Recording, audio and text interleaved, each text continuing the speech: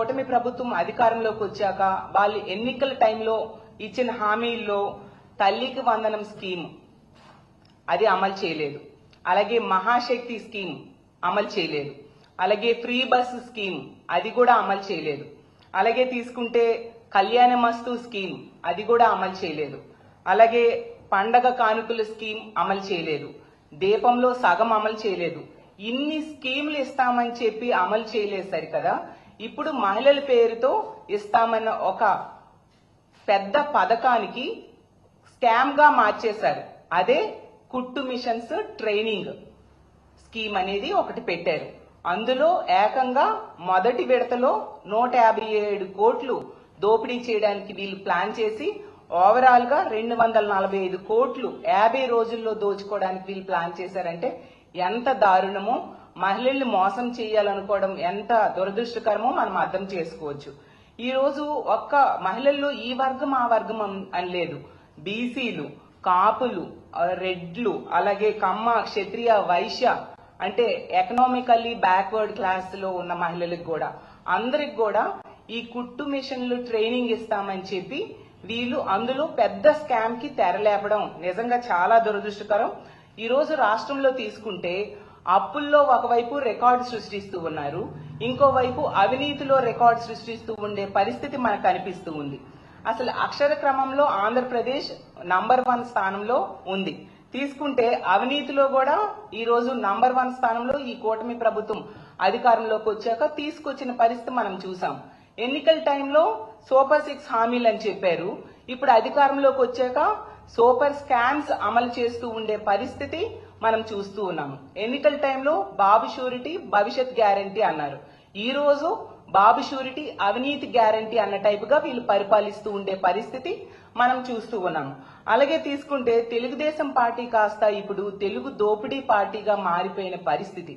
అలాగే గతంలో జగనన్న ప్రభుత్వంలో స్కీముల ఆంధ్రప్రదేశ్ గా ఉండే ఈ స్కీమ్ ఆంధ్ర ఈ రోజు ఈ కూటమి ప్రభుత్వం అధికారంలోకి వచ్చాక స్కామ్ ఆంధ్రగా మారిపోవడం నిజంగా చాలా దురదృష్టకరం.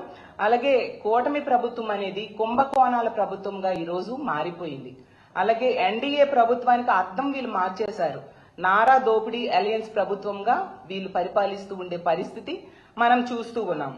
ఈ రోజు ఈ రాష్ట్రంలో ఈ మహిళలకు ఇచ్చే కుట్టు మిషన్స్ అలాగే దాని ట్రైనింగ్ ప్రోగ్రామ్ లో తీసుకుంటే పెద్ద స్కామ్ కి స్కెచ్ వేశారు. అంటే మహిళలకు ఇచ్చే దానిలో కూడా దోపిడీ చేద్దామని వీళ్ళు ప్లాన్ చేశారంటే ఎంతగా దిగజారిపోయారో మనం అర్థం చేసుకోవచ్చు. ఒక మహిళ మంత్రిగా ఉన్న శాఖలో ఇలాంటి అవినీతి జరుగుతూ ఉండడం నిజంగా చాలా దారుణమైన పరిస్థితి. అసలు మొదటేమో 1,00,000 మంది మహిళలకి కుట్టు మిషన్స్ ఇస్తామని చెప్పారు. ఇందులో 50 రోజుల్లో 157 కోట్ల స్కామ్ కి వీళ్ళు తెరలేపారు అనమాట. అసలు 2 రోజులుగా ఈ స్కామ్ గురించి రాష్ట్రంలో ఉన్న మహిళలందరూ కూడా గగ్గోలు పెడుతూ ఉన్నారు. క్లియర్ గా ఈ స్కామ్ అనేది అర్థమైపోతూ ఉండే పరిస్థితి. కానీ ఈ రాష్ట్ర ప్రభుత్వంలో పెద్దలు ఎవరు కూడా కనీసం నోరు మెదపట్లేదంటే ఇందులో ఎవరెవరి పాత్ర ఉందో మనం అర్థం చేసుకోవచ్చు. అసలు ఈ స్కీమ్ అనేది మహిళా దినోత్సవం రోజు ముఖ్యమంత్రి గారు లాంచ్ చేయడం జరిగింది.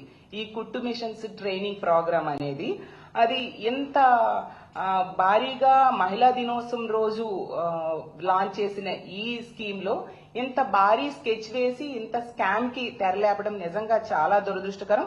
గతంలో జగనన్న పాలనలో తీసుకుంటే మనం చూసాం ఈ బీసీ మహిళల కోసం ఆసరా ఇచ్చేవారు, చేయూత ఇచ్చేవారు, అలాగే 0 వడ్డీ అమ్మఒడి పథకం అమలయ్యేది, అలాగే మహిళల కోసం ఇళ్ల పట్టాలు ఇచ్చేవారు, ఇల్లు నిర్మాణం చేసి ఇచ్చారు, అలాగే తీసుకుంటే పెళ్లి కానుక, ఫీజు రియంబర్స్మెంట్ ఇన్ని బీసీ మహిళలకు ఇచ్చేవారు.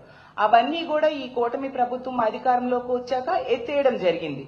ఎత్తేయడం కాకుండా కొత్తగా ఇస్తామన్నవి ఏవి కూడా వీళ్ళు ఎన్నికల టైంలో ఇస్తామన్నవి ఇవ్వలేదు సరి కదా.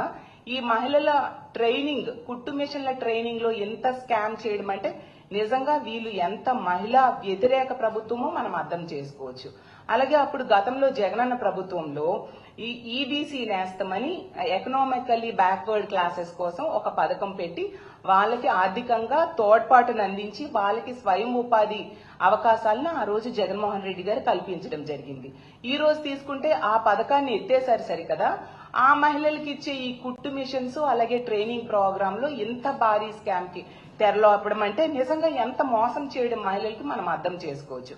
అలాగే తీసుకుంటే గతంలో జగన్మోహన్ రెడ్డి గారి ప్రభుత్వంలో కాపు నేస్తం అని చెప్పి కాపు మహిళల కోసం ఆ పథకాన్ని అమలు చేసి వాళ్ళకి ఎంతగానో తోడ్పాటును అందించడం జరిగింది.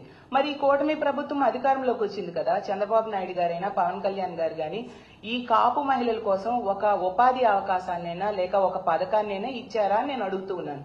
ఇవ్వలేదు సరికదా, ఆ కాపు మహిళలకి ఇచ్చే ఈ ట్రైనింగ్ కుట్టు మిషన్స్ ట్రైనింగ్ ప్రోగ్రామ్ లో కూడా ఇలాంటి భారీ అవినీతికి పాల్పడాలని వీళ్ళు ప్రయత్నిస్తూ ఉన్నారంటే ఎంత దారుణమో, ఎంత దారుణంగా మహిళల్ని వీళ్ళు మోసం చేయడానికి పూనుకున్నారో మనం అర్థం చేసుకోవచ్చు.